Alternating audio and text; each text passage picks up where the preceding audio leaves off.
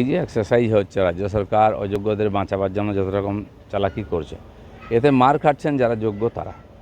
এবার দুজন যদি ঢুকে পড়ে অযোগ্য, সে পরীক্ষা হয়তো আবার বাতিল হবে। তাহলে যে যোগ্য টিচাররা এতদিন ধরে মানে পড়ার অভ্যাস ছিল না, ওনারা চিন্তা করছেন এতদিন তো আমরা পরীক্ষার দিনই দিচ্ছি, বসছেন, আবার তাদেরকে সেই হতাশার মধ্যে পড়তে হবে। এ সমস্ত দায়িত্ব হচ্ছে রাজ্য সরকারের। আর এই থাপ্পড় খাওয়াটা ওদের অভ্যাসে পরিণত হচ্ছে। কারণ কি, কোনো ন্যায় নীতি মানে না রাজ্য সরকার, কেবল রাজনৈতিক স্বার্থে আর পয়সা তোলার জন্য, পার্টির লোকেদের খাওয়ার ব্যবস্থা করে দেওয়ার জন্য এই ধরনের সমস্ত অনৈতিক কাজ করে। মানুষ যখন প্রতিবাদ করে, ডান্ডা দিয়ে ঠান্ডা করা হয়, আর তারপরে লোককে বাধ্য হয়ে কোর্টে যেতে হয়, আর কোর্ট বারবার কান মুলে দেয়, থাপ্পড় মারে। এই ধরনের কোনো সরকার গণতান্ত্রিক রাষ্ট্রে কী করে চলতে পারে, এটা চিন্তার বিষয়। অতীন ঘোষ এবার সিবিআই স্ক্যানারে। আরজিকর দুর্নীতি মামলায় সিবিআই অতীন ঘোষের বাড়ি গিয়ে কাল 3 ঘন্টা জিজ্ঞাসাবাদ করেছে। আরজিকরের যে কোটি কোটি টাকার দুর্নীতি সেই সময় সামনে এসেছিল, ওখানকার অনেকে বলেছেন, অনেক তথ্য এসেছে, কিন্তু তার প্রমাণ হয়নি। আর ওই দুর্নীতির সঙ্গে যুক্ত ওই দুর্ঘটনা অভয়ার, এই দুটো অঙ্গাঙ্গে জড়িত। দুর্নীতি তদন্ত যখন ঠিকঠাক হবে, দেখবেন তারও সেই যে দুর্ঘটনার পিছনে যে হাত আছে সেটাও সামনে আসবে। দেশের স্বরাষ্ট্রমন্ত্রীকে কথা বলে বিতর্কে জড়ালো তৃণমূল সাংসদ মহুয়া মৈত্র। দেখো, মহুয়া মৈত্র কী সেটা আমাদের সার্টিফিকেট দিতে হবে না। উনি এই ধরনের বলে মাঝে মধ্যে সাসপেন্ড হন, যার সদস্যতা চলে গেছিলো পার্লামেন্ট থেকে, এবং তার সম্বন্ধে তার পার্টির নেতা কল্যাণ ব্যানার্জি যে ধরনের শব্দ প্রয়োগ করেছেন, তার এলাকায় লোকেরা তাকে যেভাবে ট্রিটমেন্ট করে, তো সেই জন্য ওর সম্বন্ধে বেশি না বলাই ভালো। পশ্চিমবঙ্গে এসআইআর হবে না বলে সাংবাদিক বৈঠক করলে বললেন অরূপ বিশ্বাস। অরূপ বিশ্বাস বলুন, স্বরূপ বিশ্বাস বলুন, বা অন্য কেউ মুখার্জি ব্যানার্জি বলুন, যখন এসআইআর হবে তখন হবে। কেউ আটকাতে পারেনি, সিও আটকাতে পারেনি।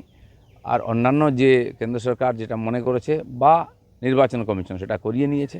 ভারতবর্ষের বাইরে নেই পশ্চিমবঙ্গ রাজ্যটা, এটা বাংলাদেশ নয়, ভারতবর্ষের সংবিধানের আন্ডারে আছে, এবং এখানে নির্বাচন কমিশনের পুরো ক্ষমতা আছে সিআইআর এসআইআর করার। বিধানভবনে বিজেপির হামলা প্রতিবাদে শনিবার মিছিল করছে কংগ্রেস, এবং কংগ্রেসের গোষ্ঠীদ্বন্দ্ব বলে বিজেপি বলছে। কিন্তু রাকেশ সিংকে দেখা গেছে ওখানে নিয়ে গিয়ে টায়ার ফায়ার পোড়াতে, বিজেপির ফ্ল্যাগও ছিল যখন ঘটনাটা। ঠিক আছে, এখন গোলমাল চলছে, আবার ইলেকশন আসছে, কে যে কোথায় আছে বলা মুশকিল। সেই জন্য কোনো পার্টিকে দাগিয়ে দেওয়া, এটার মধ্যে কোনো যুক্তি নেই।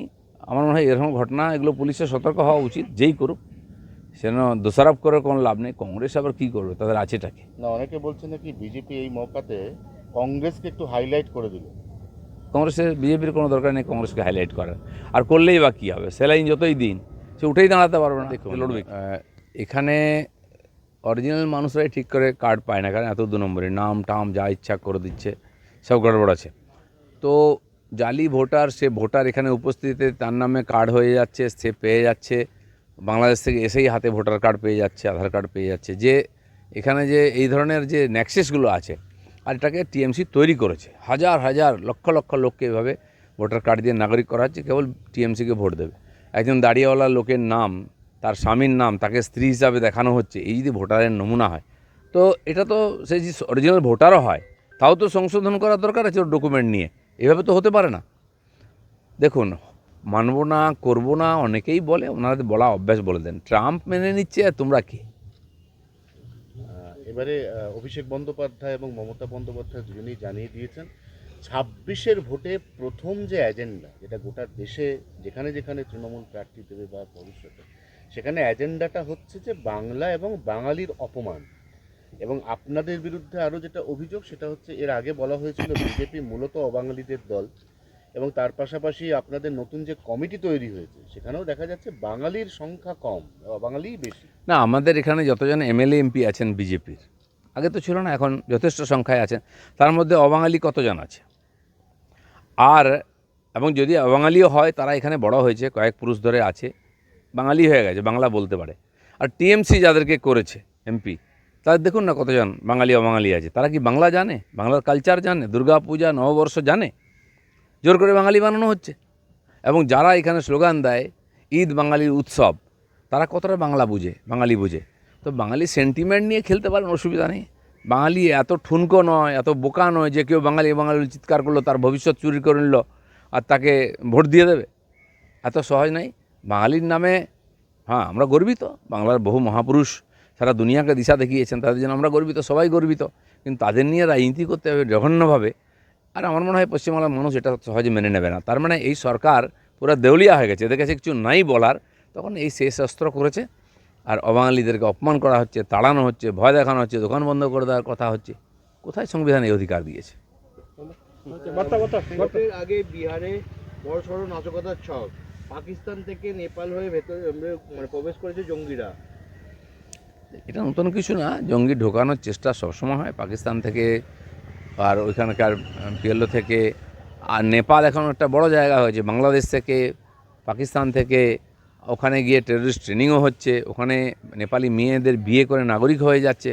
কারণ ওখানকার সরকার তো শক্তপোক্ত নয়, বারবার সরকার পরিবর্তন হয়েছে, আর সেই চাপটা আমাদের ভারতের উপরে পড়ছে। টেররিস্ট ট্রেনিং নিয়ে বা ওই দিক দিয়ে টেররিস্ট হয়ে যেহেতু খোলামেলা বর্ডার ভারতবর্ষে ঢোকার চেষ্টা হয়, হয়তো ঢুকেওছে, আগেও ঢুকেছে। এবং অনেকবার দেখেছি দাউদ ইব্রাহিম বা হাজি মস্তানের উপরে যখন এখানে সরকার স্টেপ নিয়েছে, তার শুটাররা সব নেপালে পালিয়ে যেত। কিন্তু সেই দিন পাল্টে গেছে, ইন্টেলিজেন্স বলুন, বর্ডারে নজরদারি বলুন, অনেক বেড়েছে।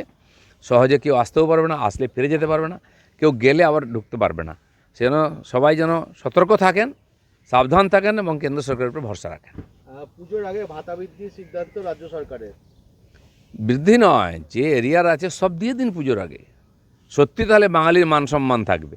বাঙালির টাকা চুরি করে আপনার বড় লোক হবেন আর বাঙালি বাঙালি বলে সুড়সুড়ি দেবেন, বাঙালিকে চোর বানাবেন। আজকে টিএমসি পার্টিটা যদি বাঙালির পার্টি হয় তো পুরো পার্টিটা তো চোর। দেশ বিদেশে কি বাঙালির সম্মান বেড়েছে? আপনার বাঙালি মন্ত্রী, বাঙালি এমএলএ, বাঙালি এমপি, নেতা সব জেলে যাবে, তো এতে কি বাঙালির সম্মান বাড়ছে?